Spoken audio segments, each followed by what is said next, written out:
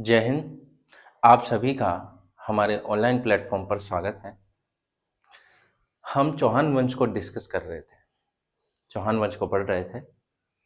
उसमें हमने कई प्रतापी राजा देखे और आज की जो क्लास है उसमें हम पृथ्वीराज तृतीय, अंतिम हिंदू सम्राट, चौहानों के सबसे बड़े राजा के बारे में डिस्कस करेंगे। ये क्लास राजस्थान में होने वाले सभी एग्जामों के लिए, चाहे वो आरएएस हो, एसआई हो या पटवारी हो या फिर राजस्थान स्तर का कोई भी एग्जाम हो, सभी के लिए महत्वपूर्ण है। पिछली अन्य क्लासें भी इसी क्रम में हैं, चौहान वंश को डिस्कस करती हुई हैं। आप उन्हें भी देखें, आपको क्रोनोलॉजी समझ में आएगी, किस राजा के बाद कौन सा राजा था। आज हम पृथ्वीराज तृतीय के बारे में पढ़ना शुरू करेंगे। पृथ्वीराज तृतीय सोमेश्वर का पुत्र, सोमेश्वर का एक और पुत्र था हरिराज, मगर जो योग्य पुत्र था उसे राजा बनाया गया। किन्हीं कारणों से पृथ्वीराज 11 वर्ष की उम्र में राजगद्दी पर बैठते हैं।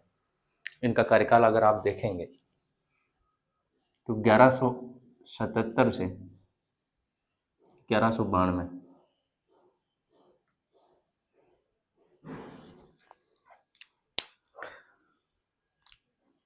हम पृथ्वीराज के बारे में पढ़ते हैं कि 1166 ईस्वी में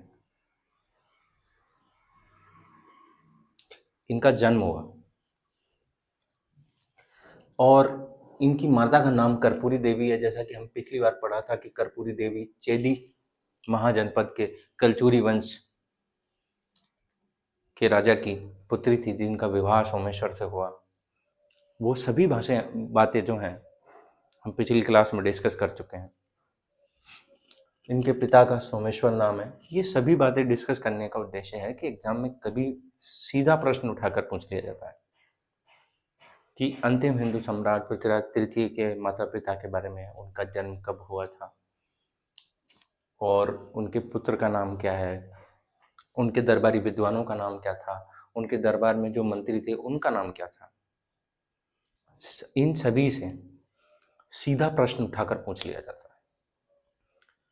हम बात करते हैं एक राजपूत की जो कदम्बवास या कैमास जिनका नाम था, वो इनके प्रधानमंत्री थे या प्रधान सेनापति, प्रधानमंत्री थे।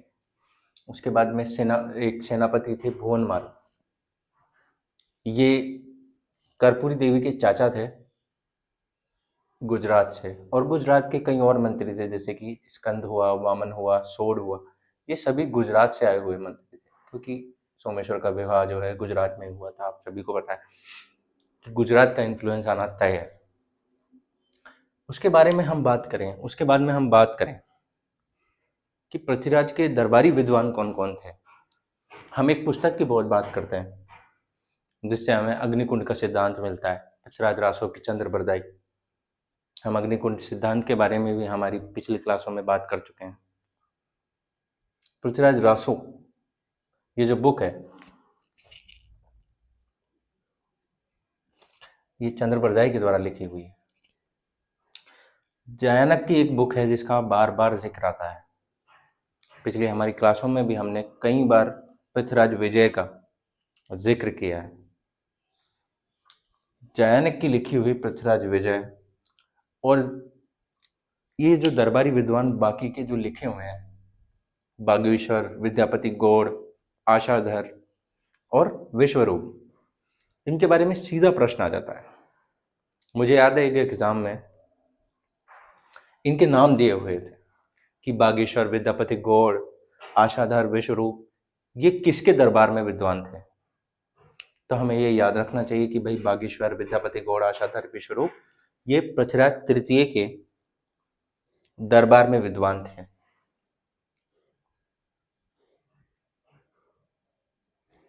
ठीक, अब जैसे ही पृथ्वीराज तृतीय को राजा बनाया जाता है, उसके कुछ ही सालों बाद या कहें 1182 में हरियाणा और गुरुग्राम, हरियाणा में जो क्षेत्र पड़ जाए हिसार और गुरुग्राम, वहां से एक जाति भंडानक, उनका आतंक शुरू होता है।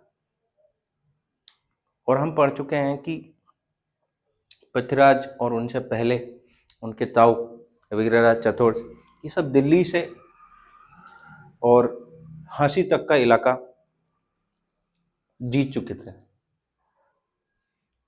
तो झांसी और दिल्ली वाले इलाके में जब इनकी इतनी पहुंच थी, तो जब इन्होंने देखा कि हिसार और गुरुग्राम में भंडानक जाति का आतंक बढ़ रहा है, तो इन्होंने जो, और वो आतंक बढ़ता बढ़ता इधर राजस्थान की तरफ आ रहा था, राजस्थान वाले एरिया में आ रहा था, अलवर, भरतपुर, और ये जो अलवर और भरतपुर और मथुरा वाला जो बेल्ट है उसमें आ रहा था। तो हुआ क्या कि पृथ्वीराज तृतीय ने भंडानकों का दमन किया। इस क्षेत्र में बढ़ने वाली इस आतंकी जनजाति का 1182 में दमन किया। उसके बाद में पृथ्वीराज तृतीय के बारे में हम बात करते हैं कि इन्होंने महोबा और तुमुल का युद्ध परमर्दी देव चंदेल के खिलाफ लड़ा। परमर्दी देव चंदेल और पृथ्वीराज तृतीय जो है वो आपस में साम्राज्य विस्तार के लिए, एक ये बात आप जरूर याद रखिए कि राजाओं में जो सबसे ज्यादा या महत्वपूर्ण बड़ा कारण होता था वो अपने साम्राज्य विस्तार के लिए लड़ाइयां लड़ते थे। तो यहां पर भी यही बात थी कि महोबा और तुमुल का युद्ध जो है वो पृथ्वीराज तृतीय और परमर्दी देव चंदेल के बीच में 1182 में साम्राज्य विस्तार के लिए होता है। और इसके पीछे दो एक कारण बताए जाते हैं कि भाई परमर्दी देव चंदेल जो है वो पृथ्वीराज के घायल सैनिकों को मरवा देता है किसी उससे, तो वो कारण भी हो सकते हैं। तो अब इस लड़ाई में होता यह है कि पृथ्वीराज तृतीय की जीत होती है, और पृथ्वीराज तृतीय जो ये महोबा और तुमुल वाला जो क्षेत्र है वो पंजवन राय कछवा जो इनके सामंत हुआ करते थे उनको संभला देते हैं। और उसके बाद में एक जो है वहां से चले आते हैं। इस लड़ाई का एक और जो है स्मरणीय घटना है कि जो परमर्दी देव चंदेल है उसके दो सेनापति हैं आला और उदल, वो इस युद्ध में क्या भयंकर लड़ता है, उनका शौर्य देखने लायक होता है इस युद्ध में। उसके बाद में हम बात करें कि नागौर का युद्ध जो पृथ्वीराज तृतीय और भीम सिंह सेकंड के बीच में होता है, जो एक चालुक्य राजा है गुजरात का। भीम सिंह सेकंड और पृथ्वीराज तृतीय के बीच में युद्ध होने का पहला मोटा कारण तो वही साम्राज्य विस्तार का है। दूसरा एक कारण निकल के आता है कि एक परमार रानी हुई आबू की, इंचनी देवी। अब होता यह है कि पृथ्वीराज तृतीय भी इंचनी देवी से विवाह करना चाहता है और भीम सिंह सेकंड भी इस इंचनी देवी से, आबू की परमार रानी से विवाह करना चाहता है। इन दोनों के बीच में टसल होती है और इन दोनों के बीच में युद्ध होता है।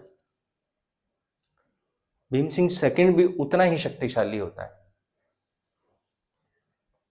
अब इंचनी देवी परमार से विवाह कौन करे, तो इस दोनों के युद्ध में मीडिएटर या समझौता कराने वाला अगर कोई होता है हो तो वो जगदेव प्रतिहार होता है। वो कहता है भाई नहीं लड़ना अपने इतनी छोटी छोटी बात में, कोई विवाह कर ले कोई दिक्कत नहीं है, ऐसे लड़ना नहीं है, एकजुट होकर रहना है।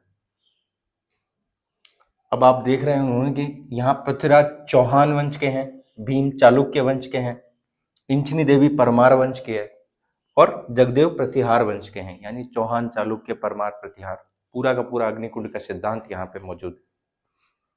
उसके बाद में हम देखते हैं कि चौहान और गढ़वाल विवाद के बारे में बात करते हैं कि चौहान और गढ़वाल विवाद क्या था।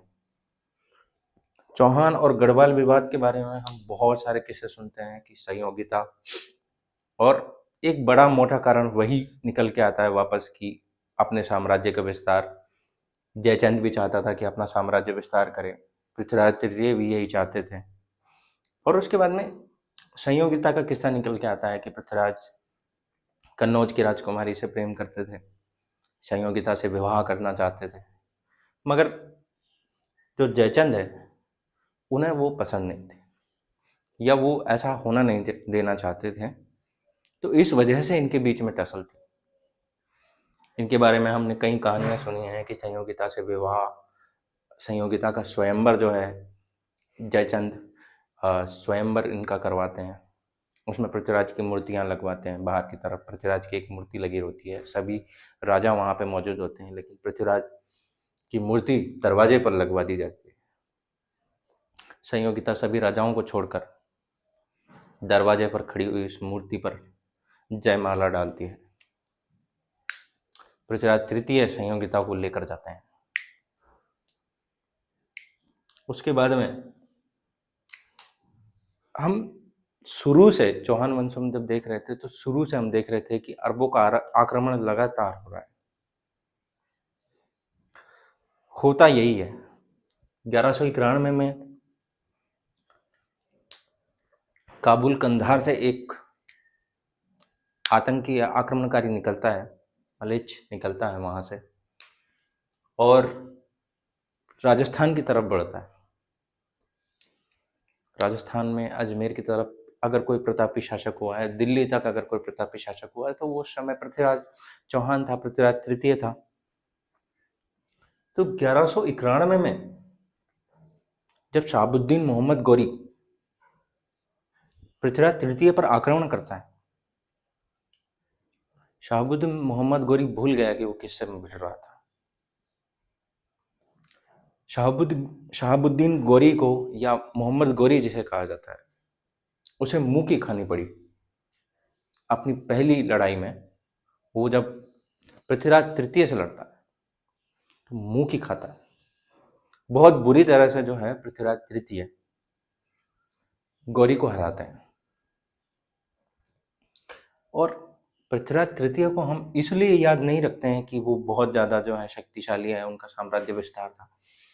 पृथ्वीराज तृतीय को याद रखा जाता है उनके मूल्य, उनके जो एक होता है ना, मर्यादाओं को फॉलो करना, वो कितने ज्यादा जो है उनके अंदर एथिक्स थे, कितनी नैतिक वो आदमी रहा होगा कि उसने मोहम्मद गौरी को पहले युद्ध में हरा दिया, बंदी बनाया, मगर उसे जाने दिया कि ठीक है, जो व्यक्ति अगर घुटनों पर आकर मुंह में घास का तिनका लेकर अगर माफी मांग रहा है तो उसे जाने दिया जाना चाहिए। हमारे यहाँ यही है कि दया और क्षमा सबसे बड़ी चीज है। इन नैतिकताओं की वजह से पृथ्वीराज चौहान को याद रखा जाता है। तो जब मोहम्मद गौरी क्षमा मांगता है तो पृथ्वीराज चौहान उसे जाने देते हैं कि भाई पलट कर मत देखना। तो वो कहता है ठीक है साहब, मैं तो कभी नहीं आऊंगा जिंदगी में।